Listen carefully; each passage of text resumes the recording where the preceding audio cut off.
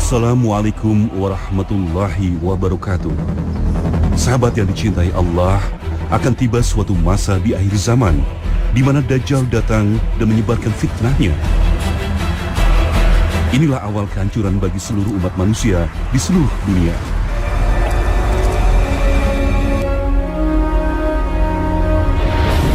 Kemunculan Dajjal adalah untuk menguji keimanan umat muslim di akhir zaman, di mana makhluk yang diberi kekuatan luar biasa oleh Allah Subhanahu wa Ta'ala itu akan mengaku sebagai nabi demi menghimpun pengikut sebanyak-banyaknya. Dalam sebuah hadis yang diriwayatkan oleh Imam Muslim, Nabi SAW bersabda, "Jika salah seorang di antara kalian selesai dari tasyahud akhir, maka mintalah perlindungan kepada Allah dari 4 perkara, yaitu siksa jahanam, siksa kubur, fitnah kehidupan dan kematian, dan keburukan Al-Masih Ad-Dajjal."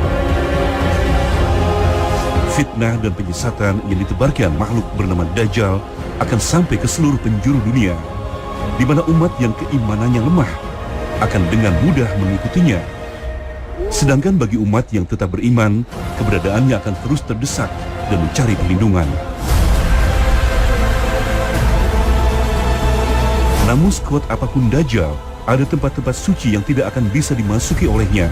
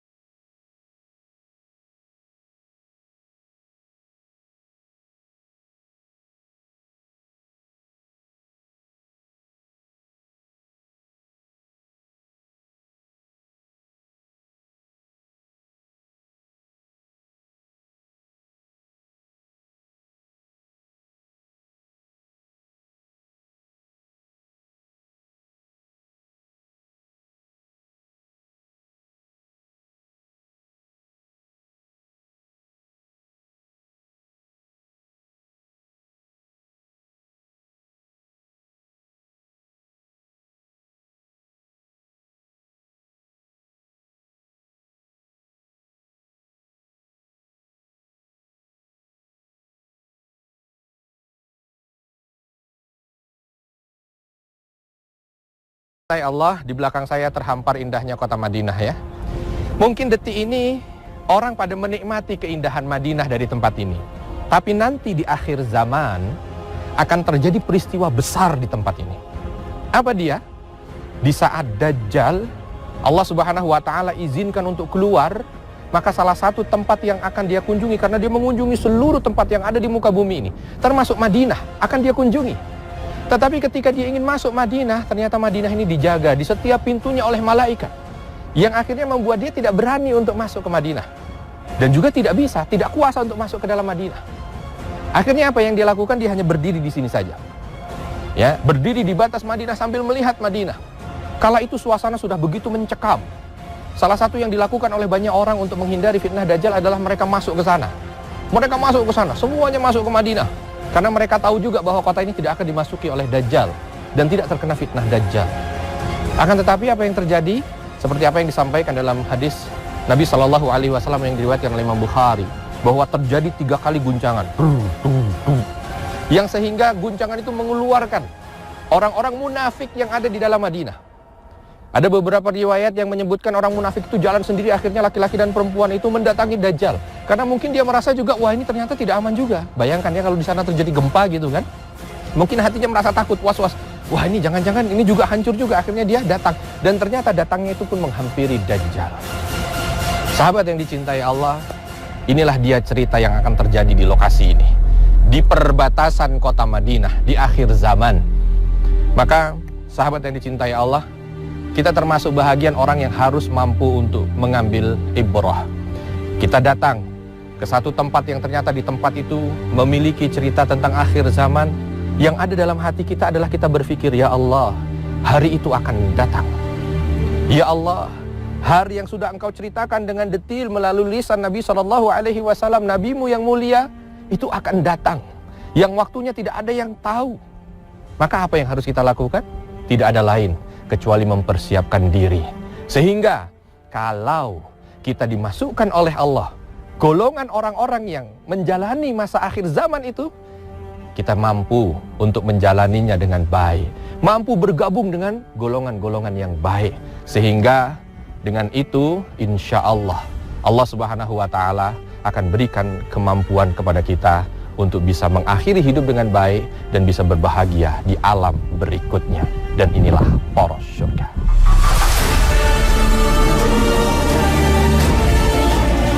Ketidakmampuan Dajjal memasuki tanah haram Madinah dan Mekah sudah menjadi ketetapan Allah Subhanahu wa Ta'ala. Berdasarkan hadis yang diriwayatkan Imam Muslim, batas tanah haram Madinah di sebelah utara adalah kawasan Gunung Thaur yang berada di belakang Gunung Uhud. Di bagian selatan dibatasi Gunung Air. Di bagian timur dibatasi Harah Wakim, dan di bagian barat dibatasi Harah Wabrah. Apabila diukur, maka luas tanah haram Madinah adalah sekitar 17 km persegi. Nabi SAW pernah bersabda, Dajjal itu keluar dari bumi sebelah timur yang disebut Khurasan. Dajjal akan diikuti oleh kaum yang wajah mereka seperti tameng yang dilapisi kulit. Hadis riwayat Tirmizi.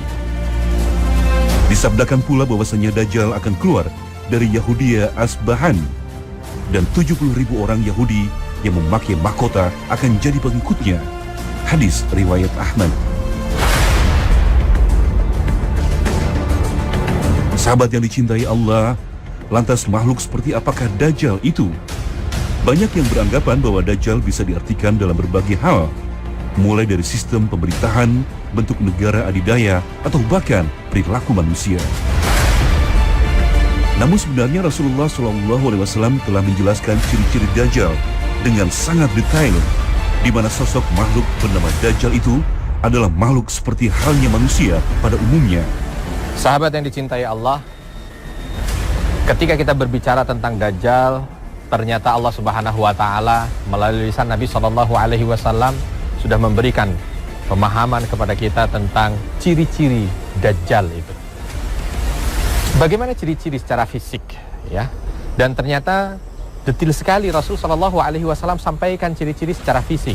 Yang dari sini, karena memang diceritakan Dajjal ini secara fisik, secara keseluruhan oleh Nabi SAW, maka yang disebut Dajjal sebagai tanda dari akhir zaman itu adalah Dajjal seperti apa yang diceritakan oleh Nabi, berbentuk sebagai makhluk manusia. Jadi bukan sistem, ya, bukan juga negara, bukan apa, tapi Dajjal. Kalau ada sistem yang menyerupai Dajjal, itu mungkin sistemnya menyerupai sifat-sifat dari Dajjal atau negara yang sifatnya Dajjal. Tetapi yang diceritakan oleh Nabi SAW di sini adalah Dajjal yang dia itu merupakan bahagian daripada manusia yang disampaikan oleh Nabi SAW. Sampai Nabi mengatakan innahu syabun qatat, ya, bahwa dia itu seorang pemuda. Jadi ketika dikeluarkan oleh Allah Subhanahu wa Ta'ala, usianya usia muda, bukan tua, ya, tetapi muda. Qatat, rambutnya itu keriting yang tidak beraturan. Lalu a'warul ain, matanya itu buta. Matanya buta, lalu menonjol seperti ada anggur, ya, mata buta, lalu ada anggur jadi seperti menonjol. Di atas mata kirinya ada daging yang tumbuh, lalu di jidatnya ada tulisan kafarah yang bisa dibaca oleh orang-orang muslim, baik dia bisa membaca ataupun dia tidak bisa membaca. Ada tulisannya kafarah. Orangnya pendek, kepalanya kecil, kulitnya putih seperti keledai, kakinya bengkok, ya. Jadi detail sekali yang disampaikan oleh Nabi SAW. Dari sini, sahabat yang dicintai Allah, ada juga pelajaran yang bisa kita ambil ketika kita berbicara tentang ciri fisik Dajjal. Apa dia? Satu, bagaimana ketika kita berbicara tentang masalah akhir zaman, maka janganlah berbicara dengan pendapat pribadi, tapi berbicaralah berdasarkan dari dalil, dari apa yang disampaikan oleh Nabi SAW. Begitu kita sudah tahu, maka yang ada pada diri kita adalah sami'na wa ata'na. Kita mengimani apa yang disampaikan oleh Nabi SAW. Insya Allah dengan ini yang akan bisa menambah keimanan kita kepada Allah Subhanahu wa taala, dan inilah poros surga. Sahabat yang dicintai Allah, kemunculan Dajjal pertama kali adalah untuk menunjukkan kekuatannya. Sebagaimana kita ketahui, Allah Subhanahu wa taala telah memberi kekuatan pada Dajjal melebihi manusia manapun. Seperti yang disabdakan Rasulullah SAW, bahwa di awal kemunculannya ia berkata, "Aku adalah nabi, padahal tidak ada nabi setelahku." Kemudian ia memuji dirinya sambil berkata, "Aku adalah Rabb kalian, padahal kalian tidak bisa melihat Rabb kalian sampai kalian mati." Hadis riwayat Ibnu Majah. Begitu banyak fitnah yang disebarkan Dajjal agar manusia mau mengikutinya, baik itu dalam bentuk keburukan maupun kebaikan. Fitnah dalam bentuk keburukan dimaksudkan untuk menanamkan kebencian dalam hati manusia. Sedangkan fitnah dalam bentuk kebaikan adalah untuk meyakinkan manusia atas kekuatan yang dimilikinya. Hati dan keimanan manusia yang lemah akan sangat mudah dibolak-balikan hingga muncul keraguan atas kuasa Allah Subhanahu wa taala. Seperti yang disampaikan Ibnu Arabi, seorang sufi terkenal, dalam kitab Fathul Bari. Segala tanda-tanda kebesaran yang terjadi pada tangan Dajjal, dari turunnya hujan serta tanah menjadi subur bagi orang-orang yang mempercayainya, dan ketandusan atas orang yang mengingkarinya, dan segala yang bersamanya berupa perbendaharaan bumi. Bersamanya surga dan neraka dan air yang mengalir. Semuanya merupakan ujian dari Allah Subhanahu wa taala agar orang-orang yang ragu menjadi binasa dan orang-orang yang bertakwa menjadi selamat. Semuanya merupakan perkara yang sangat menakutkan. Oleh karena itu, Rasulullah SAW bersabda bahwa tidak ada fitnah yang paling besar daripada fitnah makhluk yang bernama Dajjal di akhir zaman. Sahabat yang dicintai Allah, beginilah mungkin kurang lebih suasana gersangnya padang pasir, ya. Dan saya tidak ingin bercerita tentang gersangnya padang pasir karena memang padang pasir itu gersang. Tetapi saya ingin bercerita tentang dahsyatnya fitnah Dajjal. Kita perlu tahu bahwa Allah Subhanahu wa taala akan berikan kekuatan kepada Dajjal itu. Walaupun masa hidupnya hanya 40 hari, tetapi bagi orang-orang beriman masa itu begitu beratnya. Karena fitnah Dajjal juga luar biasa, ya. Salah satu dari apa yang disampaikan dari hadis Muslim, Nabi SAW mengatakan bahwa Dajjal itu akan berjalan di muka bumi wa ma'ahu jannatun wan nar. Dia berjalan dengan membawa surga dan neraka. Kalimat ini luar biasa gitu ya, kiasan bahwa apa yang ada di muka bumi ini seolah-olah Dajjal itu punya gitu. Sehingga nanti dia bisa menawarkan kepada semua orang yang ingin dia ajak kepada ajakannya itu begitu mudah karena dia punya segalanya. Luar biasa ya, fitnah uang yang tidak seberapa saja itu begitu berat buat kita. Banyak orang keluarganya hancur karena uang, persahabatan hancur karena uang. Itu baru hanya sekedar uang. Nabi sampai mengatakan wa ma'ahu jannatun wan nar. Dia punya surga dan punya neraka.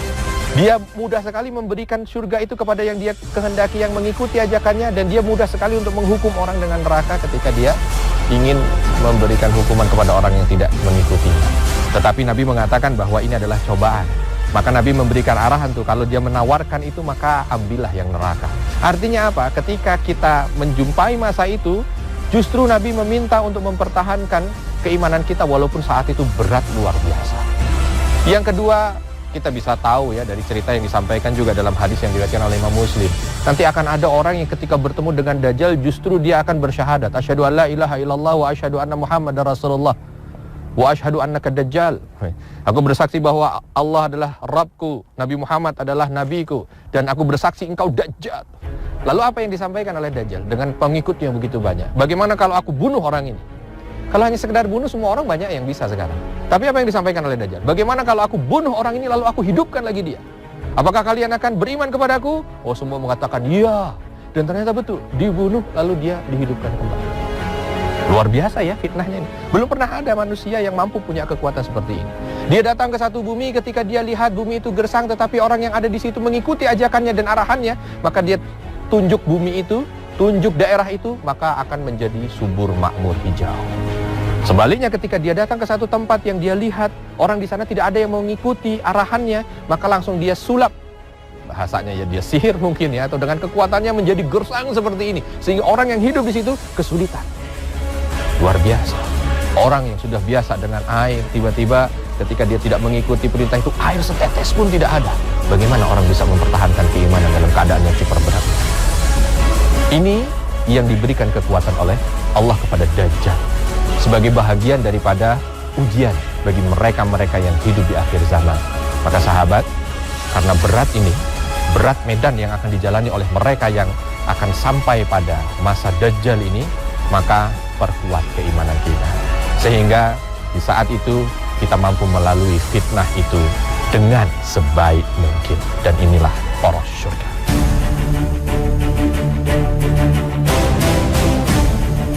Allah Subhanahu wa Ta'ala berfirman dalam Al-Quran, Surah Al-An'am ayat 158. Yang mereka nanti-nantikan tidak lain hanyalah kedatangan malaikat kepada mereka untuk mencabut nyawa mereka, atau kedatangan siksa Tuhanmu, atau kedatangan beberapa ayat Tuhanmu. Pada hari datangnya ayat dari Tuhanmu, tidaklah bermanfaat lagi iman seseorang kepada dirinya sendiri yang belum beriman sebelum itu, atau dia belum mengusahakan kebaikan dalam masa imannya. Katakanlah, tunggulah olehmu, sesungguhnya kami pun menunggu pula. Sahabat yang dicintai Allah, melalui ayat ini Allah Subhanahu wa Ta'ala sudah memperingatkan manusia bahwa ada suatu masa di mana keimanan tidak akan berguna lagi. Maka dari itu, sebagai umat muslim, hendaknya kita sudah mempersiapkan diri dengan memperkuat keimanan kita sebelum tiba masa itu. Begitu banyak pengetahuan yang sudah kita dapatkan tentang fitnah Dajjal di akhir zaman. Maka sebagai umat muslim, kita pun juga harus tahu bagaimana cara menghadapinya agar kita termasuk golongan manusia-manusia yang selamat. Sahabat yang dicintai Allah, kita ketika berbicara tentang masalah Dajjal kan fitnahnya juga luar biasa. Membuat orang itu Masya Allah ya, kalau bisa justru tidak bertemu dengan fitnah Dajjal itu. Karena memang dahsyatnya fitnah itu. Dan ternyata dengan rahman dan rahimnya Allah Subhanahu wa Ta'ala dan mulianya hati Nabi SAW sudah mengajarkan kepada kita umatnya bagaimana caranya, tips supaya kita itu terbebas dari fitnah Dajjal yang begitu mengerikan. Kalau kita menjumpai fitnah itu, karena kita tidak tahu apakah kita menjumpainya atau tidak. Tanda-tandanya sudah makin mendekat. Kalau Dajjal itu akan keluar, maka kita harus mampu untuk menjaga diri supaya kita tidak terkena fitnah tersebut. Ada beberapa yang disampaikan oleh Nabi SAW berkaitan dengan masalah tips agar kita mampu untuk menghindari fitnah Dajjal. Yang pertama, Nabi SAW menekankan ketika seseorang itu selesai dari tasyahud di saat salatnya, falyasta'id billahi min arba'. Maka hendaknya dia berlindung kepada Allah, meminta perlindungan kepada Allah dari 4 hal. Allahumma inni a'udzubika min adzabil akhirah wa adzabil qabr wa a'udzubika min fitnatil mahya wal mamat wa a'udzubika, yang terakhir nih, min fitnatil masiihid dajjal. Kita minta kepada Allah ketika kita tasyahud akhir, selesai dari tasyahud kita minta perlindungan dari azab di akhirah dan azab kubur.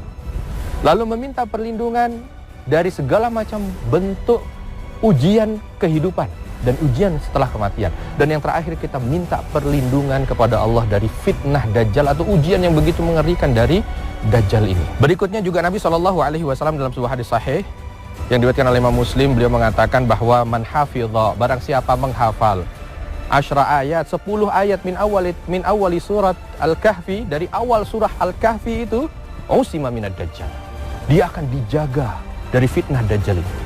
Sahabat, 10 ayat dari surah Al-Kahfi di awal ini, ayat 1 sampai ayat 10 bukan panjang. Coba dah, hafalkan itu. Sehingga ketika kita berjumpa dengan fitnah itu, bertemu dengan fitnah Dajjal, bacalah surat itu. Itu yang akan melindungi kita. Yang ketiga yang disampaikan juga, hendaknya kita menghindari tempat-tempat yang memang itu membawa kita terjerumus pada fitnah. Tempat-tempat kemaksiatan. Karena Dajjal ini simbol kemaksiatan, maka yang akan menjadi pengikutnya adalah mereka-mereka yang mendukung kemaksiatan. Jadi kita lihat saja nih, orang yang hobi maksiat, mendukung maksiat.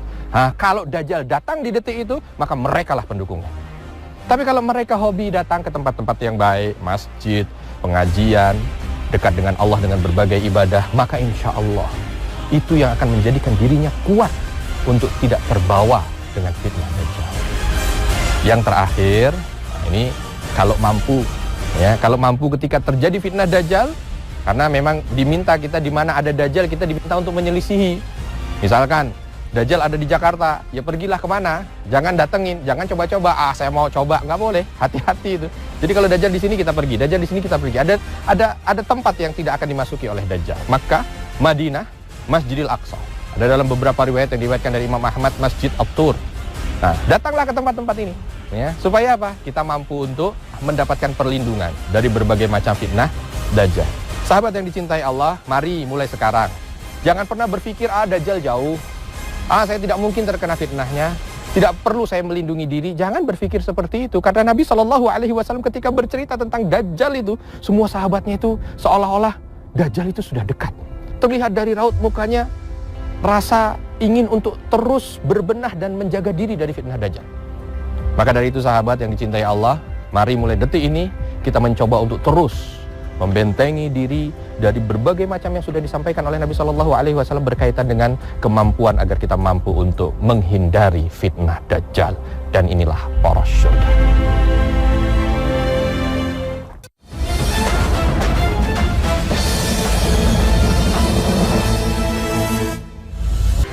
Lalu ujian yang dialami para pemilik kebun dengan hartanya, ujian ilmu yang dilalui Nabi Musa saat bertemu dengan Nabi Khidir, dan juga ujian kekuasaan yang dijalani Raja Zulkarnain dengan rakyatnya. Keempat jenis ujian inilah yang juga akan ditebar oleh Dajjal melalui fitnahnya di akhir zaman. Meskipun pada akhirnya tanah haram bisa melindungi kaum mukminin dari fitnah Dajjal, namun alangkah baiknya bila sejak saat ini umat muslim sudah mempersiapkan diri, salah satunya dengan terus berdakwah, menegakkan agama Allah, dan saling mengingatkan dalam beramar ma'ruf nahi mungkar. Semoga kita diberikan kemudahan dalam mengamalkan surah Al-Kahfi, baik membacanya, mentadaburnya, serta melaksanakan isinya, sehingga kita terhindar dari fitnah akhir zaman yang ditebarkan Al-Masih Ad-Dajjal. Demikianlah poros surga kali ini. Wabillahi taufik wal hidayah. Wassalamualaikum warahmatullahi wabarakatuh.